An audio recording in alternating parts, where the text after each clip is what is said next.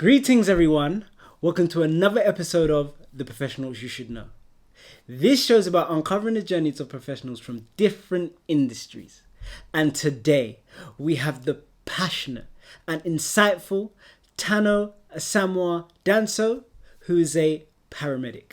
So thank you for joining us. Thank you so much for having me, man. Nah, it's an absolute pleasure. So, what is it that you do?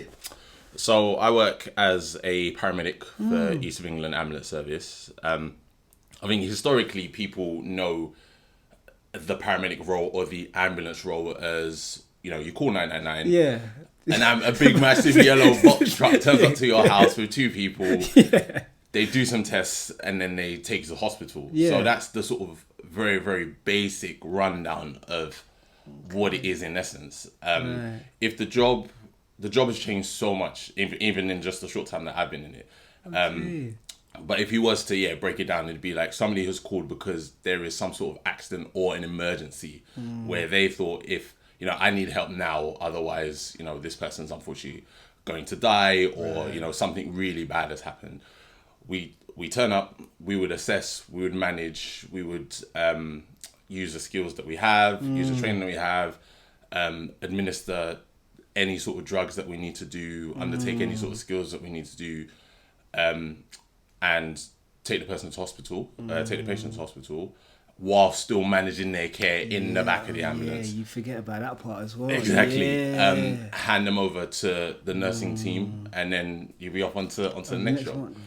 But the job's changed so much in the sense that a lot of the calls that we get aren't really related to like trauma or traumatic emergencies anymore, or a lot of it is very medical related or social related, and sometimes that doesn't necessarily mean that the person needs to be taken to hospital. Sometimes there's alternative care pathways that are in place now. So it's up to us now to then, if they've made the call, so we get assigned, we go, we assess, and then based on the observations and their physical presentation and what our impressions are, we can either decide, does this person need to go to hospital because that's where the right diagnostic tests or further diagnostic tests are going to take place, or is it something that could be dealt with by their GP or another thing? Okay, that's incredible. And what?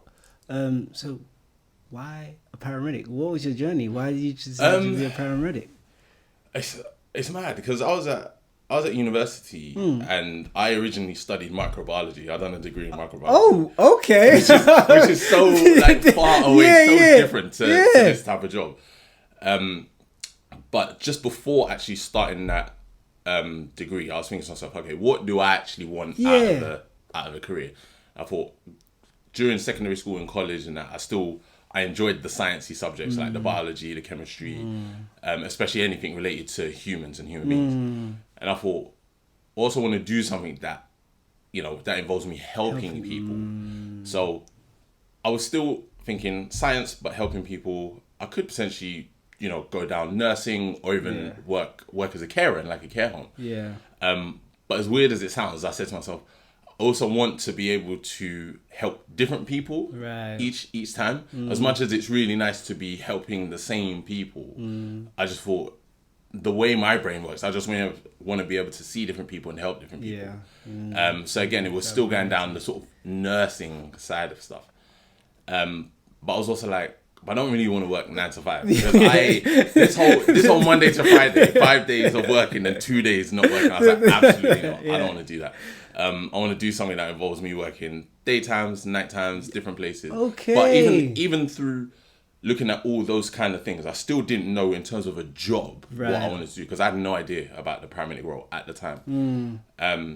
So when I was like probably 17, maybe 17, 18, went to a careers event which was being held at the Excel in London, and it was massive. There were so many careers there, and it was great because at the time, as much as I said all these things that I wanted out of a career, I was still interested on the sciencey side of things. So still looking into like microbiology or biochemistry or anything like that. So there was a lot of industries that were like, with the skills that you have or the skills that you will develop through whatever type of science course you want to do. There's things that you can do, like working for Thames Water, for example, or working for like beer breweries, like that all involves science still. And it was fruitful and that, but it was difficult because loads of people are trying to call you up saying, "Oh, do this." You look like someone who'd be interested in osteopathy, or osteopathy. Would I though? I don't think I would.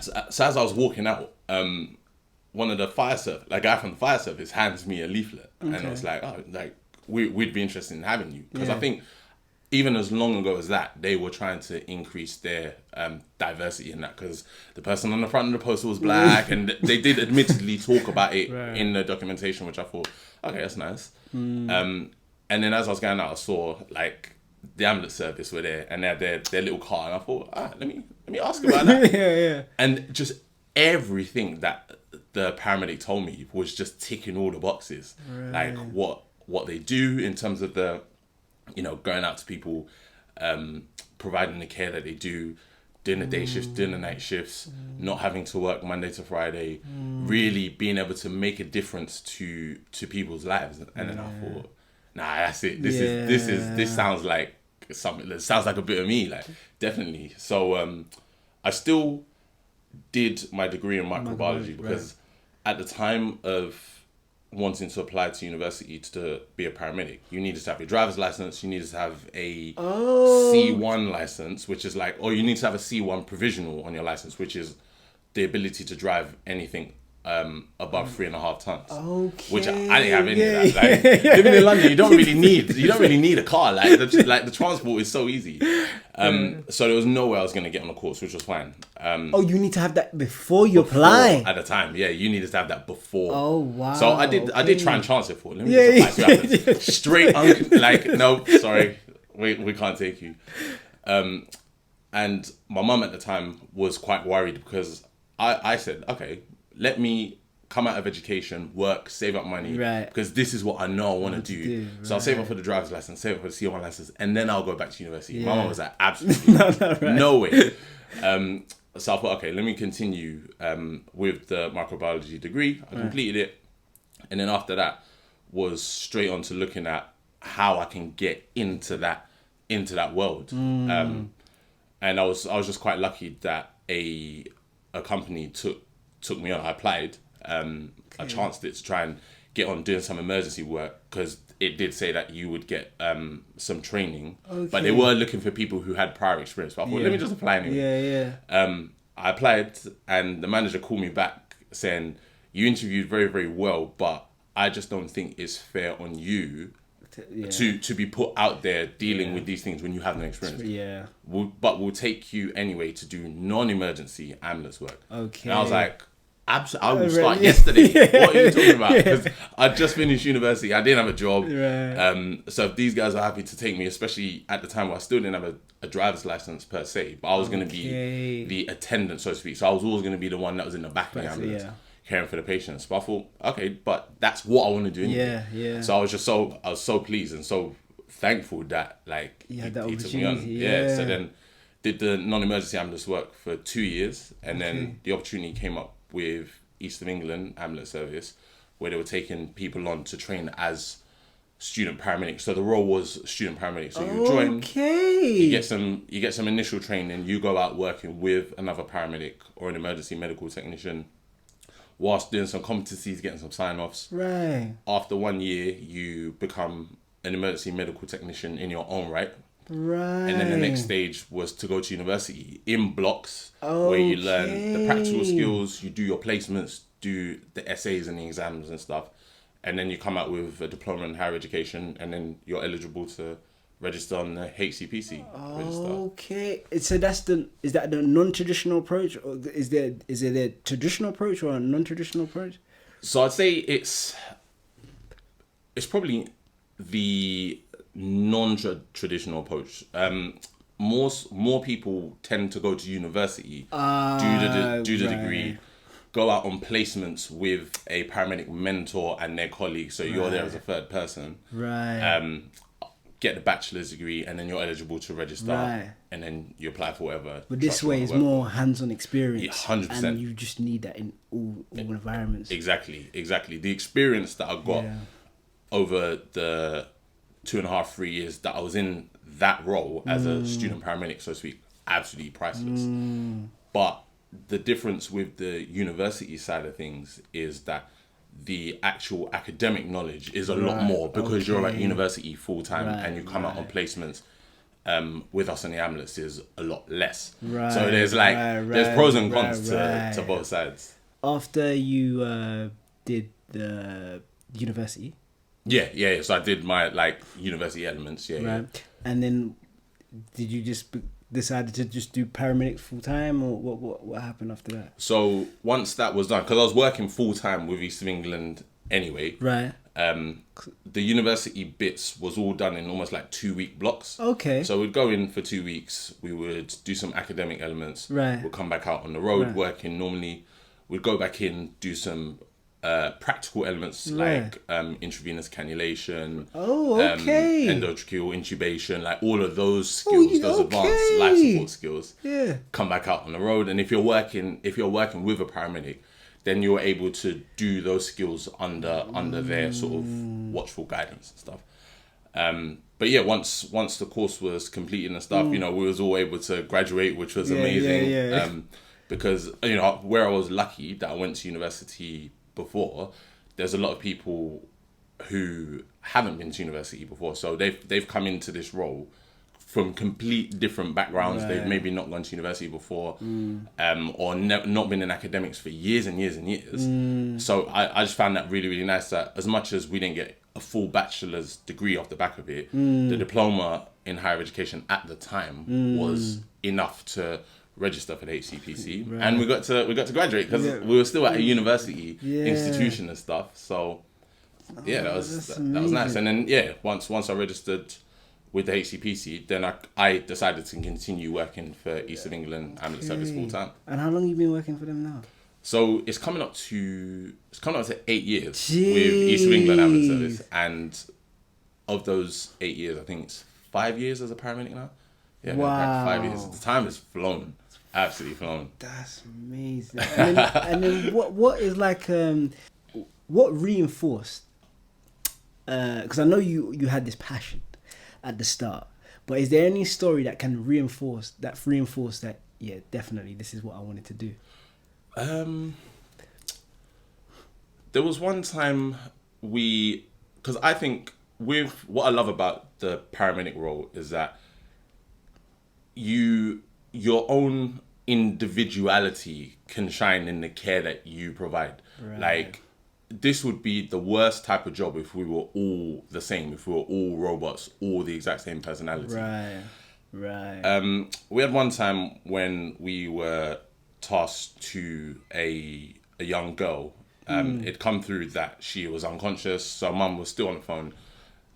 Because we were sort of running in that general direction anyway, we were the nearest. We were running on something else, got diverted to her, so it was less than 2 minutes away. So it's fantastic for the mum, I suppose, that she knows that we were there that quickly. So we got there. By the time we got there, luckily, child was conscious, breathing, all that kind of stuff. Assessed her, didn't really find anything from an emergency sense, again, which is great. But I then started to look into sort of who she is and who they are, and I thought, for her age, she looks quite sort of small and a little bit underweight. So we then looked into that, and then mum was like, she doesn't really eat as well as we want her to, we don't really know what to do. So we sat down, I sat down with her. I was just thankful I had a really patient colleague that day, because we were there for quite a long time. So we sat her down. I got my little notebook out that I write my little handovers to the nursing staff to. So I got a piece of paper, and I said to her, I gave it to the young girl, and I said to her, let's write down some foods that you know of that you think you want to try. So she wrote down a few things, probably about five different things. And then I said to her, okay, so on the other side, let's make a little contract. Yeah. And where you say that you're going to promise me, but we're lucky. Well, in one sense, we're kind of lucky, but unlucky. We don't really get to see the patients again after we've, provided the care, which in most cases is a good thing. But going back to this, so I said to her, let's write a little contract that you you're going to promise to me, the paramedic who's come out to you, that you're going to at least attempt to try these foods that you have said that you wanted to try. So we wrote out 2 copies. She signed it, I signed it. I took one, she took one, then we left. And then a few weeks later, her parents got in touch with PALS, the patient liaison service, to thank us both, me and my colleague, and say that like she's discussed what we had discussed at the house. And said that, like, thanks to the ambulance crew, she's eating a lot better, trying new foods and all that kind of stuff. And I thought to myself, university hasn't taught me that. That was on me. Like, that's on me and my personality and how I was able to bring that into the care that I provide. So, and that was probably within my first year of being a paramedic. So we're probably talking about 4 years ago. But I thought to myself, actually, yes, like, being able to do something like that reinforces to me that this is the type of place that I need to be, and this is the type of job that I need to be, because the type of care that I personally provide is different but just as good as it needs to be. You know? Oh, that's a powerful story. I like that. That was nice, and nice compliments as well. So who do you feel that appreciates you more? It could be the government, it could be clients, or patients, or it could be colleagues. Who do you feel that values your services? I'd say probably the public. I think the public are well aware that we now live in a society where when people want something, they want it very, very quickly. Yeah, they want it now. Understandably, if you're unwell, nobody likes to be unwell, so you want to be better quickly. So I think we are very lucky that in this country we have a service that if you feel as though you are unwell, you can call a number and historically within X amount of time, which is, a short time, like considering other services. If you ever wanted to see your GP, that's however many days in an ideal world. If you wanted to go to self-present to A&E, that's still a number of hours. But when you call 999, within a short amount of time, there are 2 professionals or trained members of staff who turn up to your house. They assess you, they do things for you, and will provide medication if necessary. And you provide medication? Yeah. Oh, really? Yeah, as in in an emergency sense. Like there's certain like drugs that we would administer. Yeah. Okay. Yeah, absolutely. But yeah, they know that service is out there for them, and they are appreciative, and we get it a lot. Oh, thank you so much for what you do and for coming so quickly, or for taking us to hospital, this, that, and the other.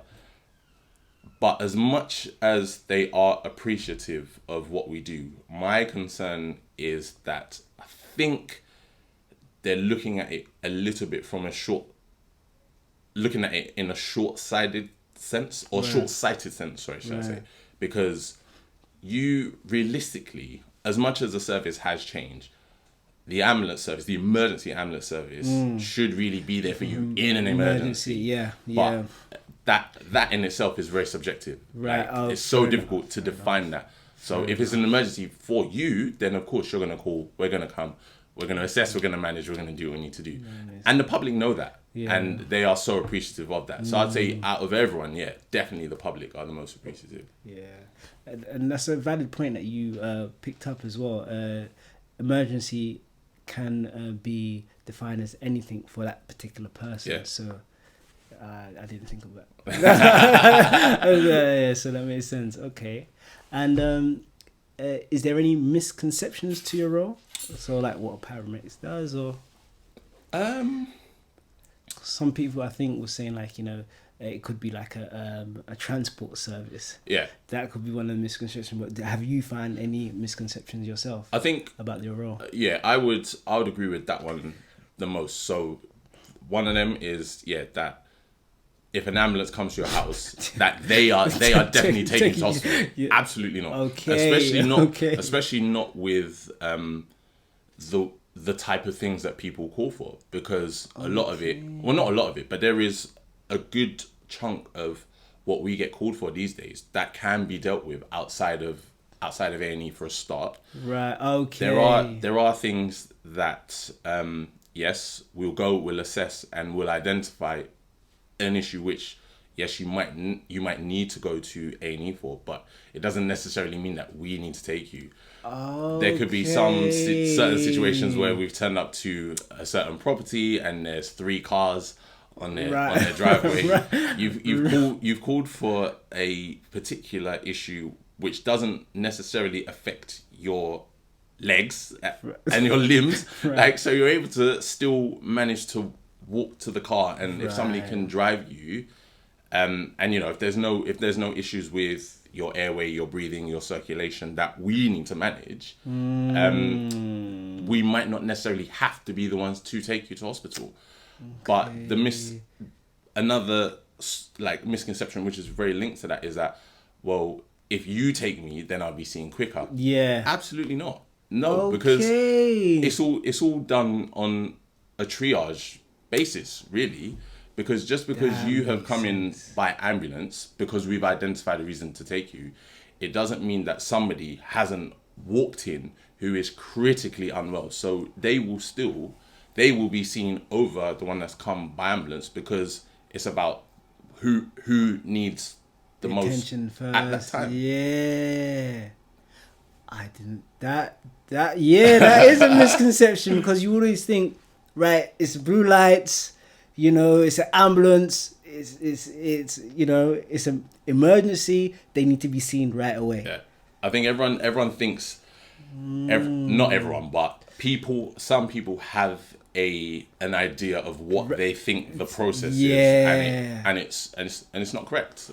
So I think it is up to us as ambulance crews to provide that health promotion, so to speak, that advice. And if there's ever times where I'm like, yes, you do need to go to hospital because of this, but because I'm not necessarily going to need to manage you in any particular way in the back of the ambulance, it makes more sense for you to go with a relative. But of course, if anything happens, like, stop and call us back. And then it leaves our ambulance free to go out back out into the community. Yeah. But another misconception with regards to the personnel who work in the ambulance service, I think a lot of people assume that everybody is a paramedic. Right. And that is not the case. In terms of, I don't know the full breakdown in terms of staffing, but there's so many different roles within the ambulance service. Like, there's so many different types of roles who wear green and work on the ambulances. Oh, okay. What kind? Because to me, I just thought the people that wear green, they are they are in essence paramedics. No, it's not the case at all. So you've got the paramedics who are, I suppose, the most skilled. Yes, you've got other branches like critical care paramedics, emergency care practitioners who do more sort of urgent and medical related stuff, whereas the critical care paramedics would go out to the trauma and the critically unwell. Right. One down from that is emergency medical technicians. So they don't have the same skill set in terms of the amount of drugs they can administer. They can't do intravenous cannulation like we can, and a few other elements. One down from that, so imagine if we're talking about the trust that I work for example, one down from the emergency medical technicians are emergency care support workers who, again, their skill set would be lower than an emergency medical technicians in terms of the drugs that they can give. Very, very limited range of drugs that they can give. Their level of training is also quite limited. The same way the emergency medical technician training scope is less than what the paramedics is. Right. So usually what tends to happen is you try to have on an ambulance a paramedic and another role. In an ideal world, the ambulance service needs to be completely paramedics. Even in my opinion, the people who dispatch ambulances, the people who answer the phone, in the ideal sense, it should all be paramedics. But trying to, as you know, trying to get that many healthcare professionals through the door, trained up and in time, and retain them, so difficult. Same with, you know, all other roles. Yeah. You know? I didn't know that. So it could be a sense where like there will be like a medical emergency technician. Yeah, emergency medical technician. Medical technician, and then the one below that they could come to the. Yeah, absolutely. Because interesting. Both of those roles are at least trained in basic life support. Right. Okay. And you would have it that the emergency medical technician is trained in intermediate life support. Right. So you can still go out to, they can still go out to the people who are in cardiac arrest. They can still go out to people who are, you know, have severe difficulty in breathing. They can still go out to traumatic emergencies, and they'll get assisted or backed up by another paramedic who might be on an ambulance or working on a car or something else. But yeah, not all the ambulances will have a paramedic on it. Oh, I didn't know that as well. So I didn't know. All right, fair play. Okay, all right. So what we're gonna do? We're gonna go to another point of the show. It's called rapid fire. So it's just 3 questions. It's either pick a choice or yes or no. So for our first question, have you ever performed a procedure while off duty?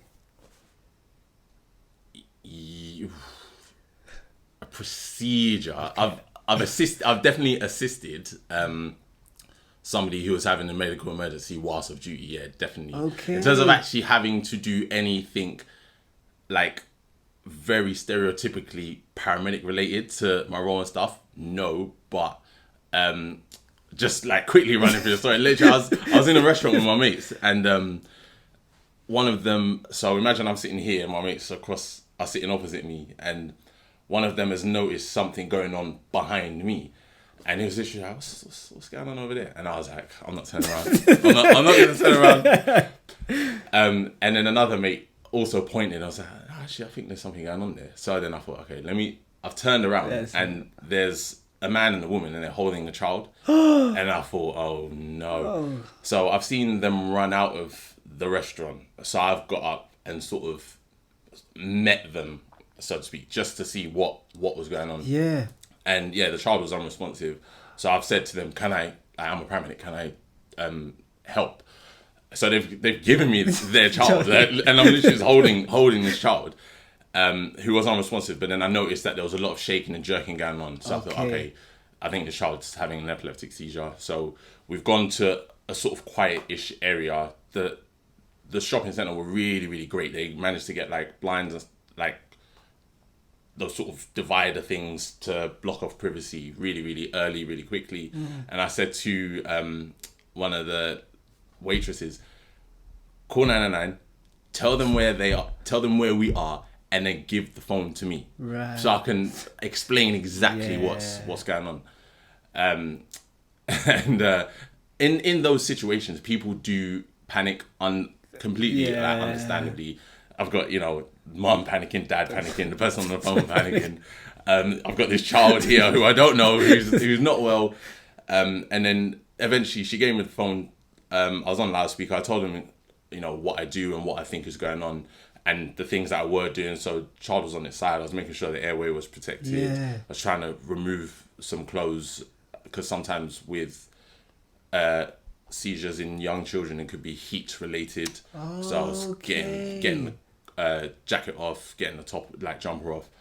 And then luckily within maybe 2 or 3 minutes, the first responding unit was there. And then within probably a minute after that, the ambulance was in there. So I was just really thankful, more so for the parents' sake, that they got there so quickly. Because I think this is probably the first time that has happened to this particular child. So it must have been really scary for the both of them. So I was so happy that they got there that quickly. Wow. But yeah, I think outside of work, touch wood, I've been quite lucky that's the only one, I think. Wow, that's incredible. I'm glad they had you there. And I suppose I'm kind of glad I did turn around. And for our second question, what makes your job more challenging? A lack of space? Oh, no, sorry. For our second question, what makes your job more challenging when seeing a patient? A lack of space or a lack of resources? Resources could be like colleagues. Or, I would probably say a lack of space, like as in like physical space, right? Physical space. Definitely a lack of space. We get put into so many different situations, and we go to so many different like living situations, and of course everyone is entitled and allowed to live in a way that they wish to live. But unfortunately, I mean more so people who do collect quite a lot of things and have maybe not really realized how much stuff they have collected, and it almost looks as though we're in almost like a hoarder's space. Wow. When they then have a medical emergency, it then makes it very, very difficult to try and help them, because trying to get them logistically safely out of the house with the way the setup is can be really, really challenging. So I'd say, definitely a space related issue. And even I think the bulk of what we do, especially in the trust that I work, is still falls. So we go out to a lot of falls, whether that's, falls from height, which is, from an accidental fall, mainly elderly fallers is what we go out to. So then that would then happen in very confined spaces like bathrooms, toilets, small rooms that like their bedrooms, which might be quite small, where they've sort of, the bed takes up most of the space, but they've unfortunately rolled off and fallen onto between the bed and the wall, and we're then having to try and basically redecorate their house to try and make sure we can get to them safely and all that kind of stuff.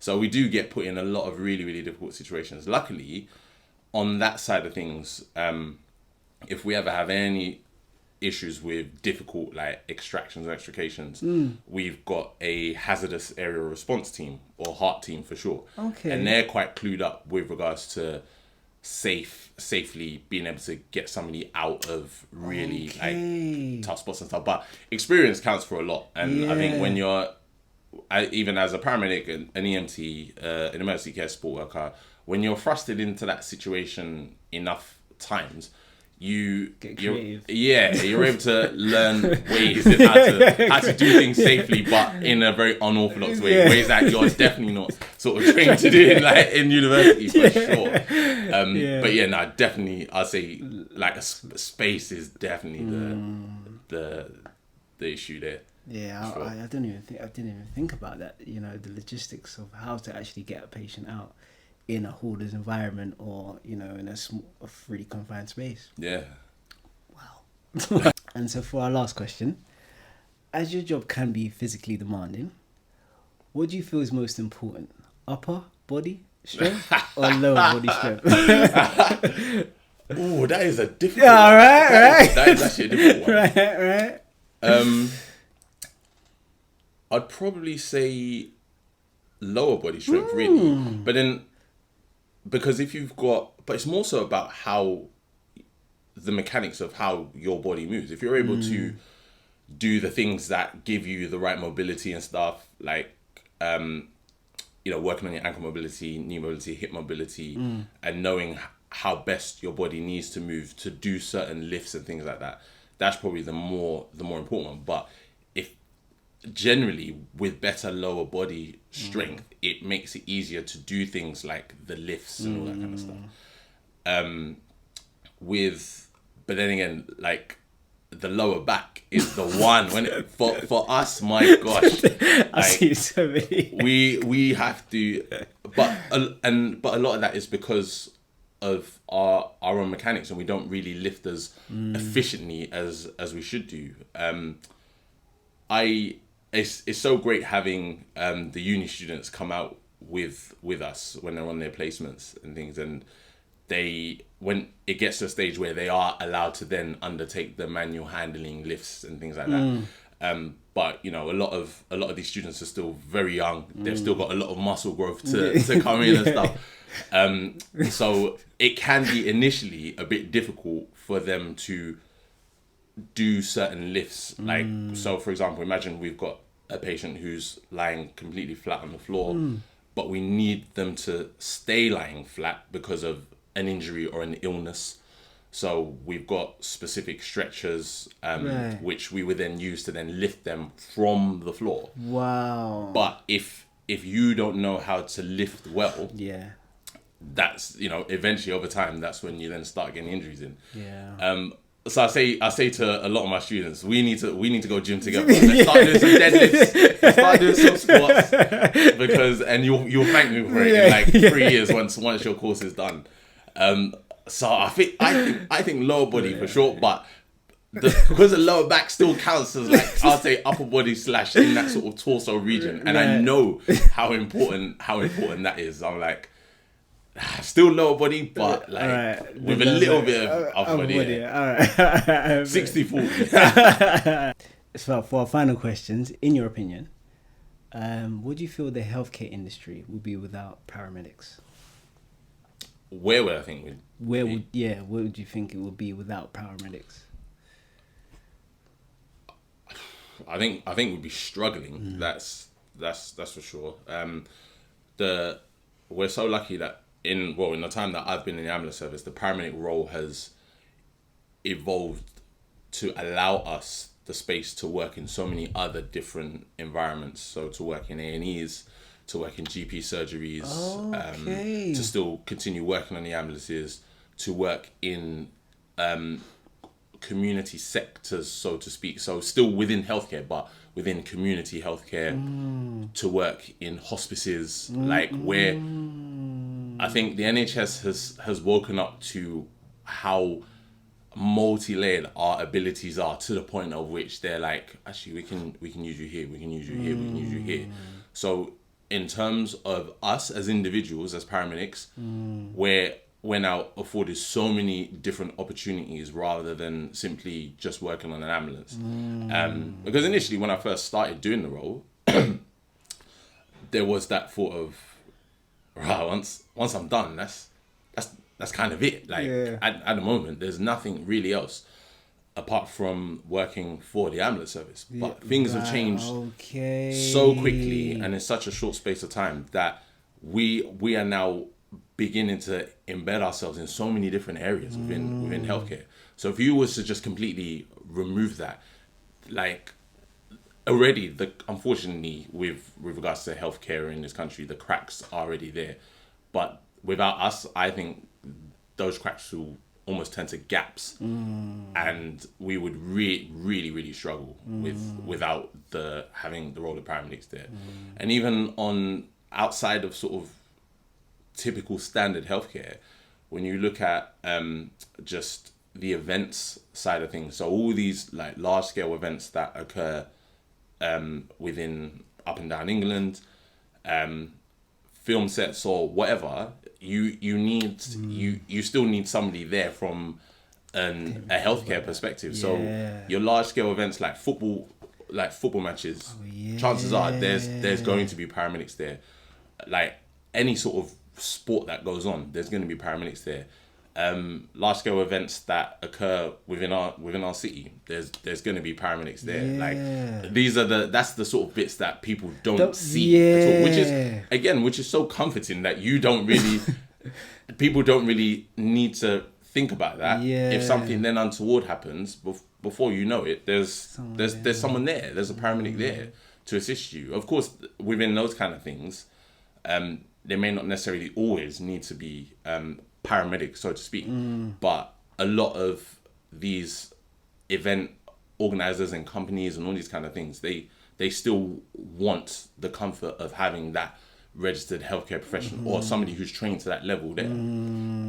So yeah, if our role wasn't there, I think it would be completely obvious that there's something missing with regards to like the care that gets provided, and it showed big time. Yeah, no, I can see. I didn't even think about all the events and stuff like that. Yeah, no, you make sense.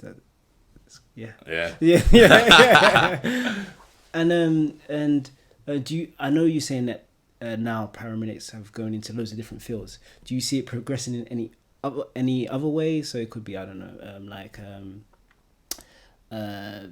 independent prescribing or injections, or I don't know, a more status. Or do you see it progressing in any different way? Yeah, absolutely. So the independent prescribing, funny enough, that's now come in, and paramedics do have the ability to undertake a prescribing course if they want to, which I think academically is maybe at level 6 or 7. So either at almost BSc level or getting onto sort of master's level. Yeah. And with that then allows them to widen their scope in what they can do within the community, if they decide to work for a GP service or a primary care network, or if ambulance service trusts are now starting to try and integrate that upskilling of paramedics into what we would then do on a day-to-day basis. So whether or not you then put that paramedic who can prescribe, and if they've got other competencies, like they've done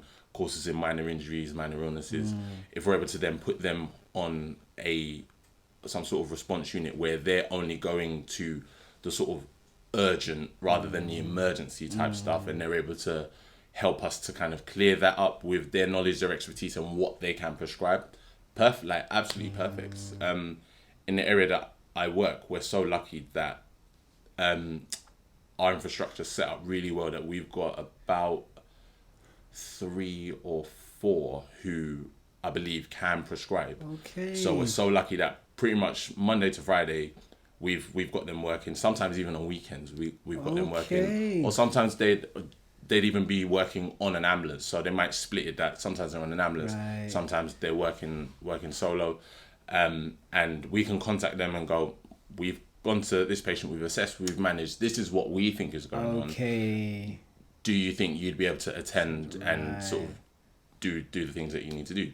And in the main, like, that does happen. They go, and we're also lucky that we'd get feedback from them. So that like I agree with the assessment that you've come up with. I'm going to try this. I'll go and revisit them in sort of 3 to 4 days and see how they're getting on. So yes, like it's developing really, really well in that sense, from the prescribing side of things. Where it could go forward from there, or what else we can add, I'm not too sure at the moment. I'm not sure. It's so difficult to balance it, because we need to base the skill set on what we're actually being called for. And at the moment, we've seen this huge change in people calling for critical or life-threatening things to things that are an emergency to them, as we earlier said, but could potentially be dealt with by their GP, more so with the prescription powers that the GP has. But if you're then affording that power to paramedics, it then makes like the care so like more efficient. And from that aspect, do you think anything is missing from your profession? From a sort of skill side of things, I would say we could be more skilled up in how we manage mental health presentations. We do get a lot of calls related to mental health, or like declining mental health. My training with regards to that is so limited. I'm just lucky that my regular colleague is absolutely fantastic when it comes to mental health presentations, and is a very, very good at talking and understanding without patronizing people, which for me, starting off when I was working on the emergency side of things, was difficult, because I wasn't able to understand what they were going through. So it was very difficult to not come across as patronizing, because as much as I want to try and help you, but I suppose maybe I just wasn't listening enough to what they were saying. So a lot of my experience now, or where I feel as though I've got better at it, is through experience, through exposure, but also through learning from having a colleague who's really good in that sense. So if there was some way that we could increase the level of training that we have with regards to mental health presentations, that would definitely help. From a non sort of skill side of things, the ambulance service 100% needs more racial diversity. Okay. It's still a very white British job, or a job that's that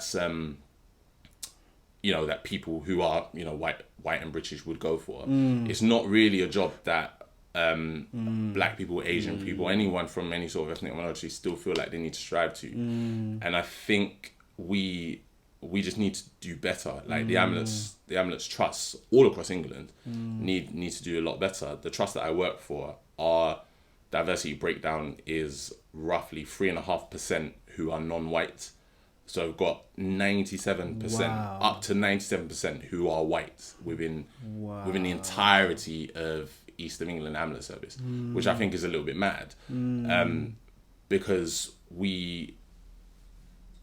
for a service that is tasked to go out to people who don't necessarily look like you, the quickest way to learn about other cultures and other diversities is to have a workforce that reflects the people. And we're not there yet. We're trying to work on it. Hopefully we will get there. But having a diverse workforce gives you diversity of thoughts. It gives you diversity of ideas, and it makes everything more efficient. It makes the care a lot more multifaceted, multi-layered.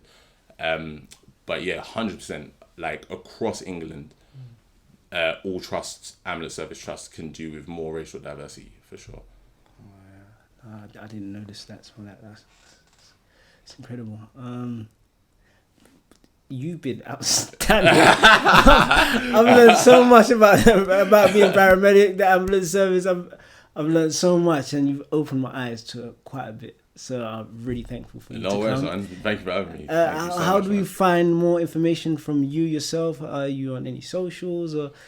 So I'm on Twitter a little bit. You can find me on Twitter. You can find me on Instagram. Both names are at Lego-Danso because I like Lego. Okay. I'll put it down in the comments anyway. And and I'm also on LinkedIn. Full name Asamoah-Danso. So and I try to put a few bits up on there here and there. So it's been absolutely amazing for you coming on, and I really appreciate it. And thank you. I appreciate for all of you watching. Thank you.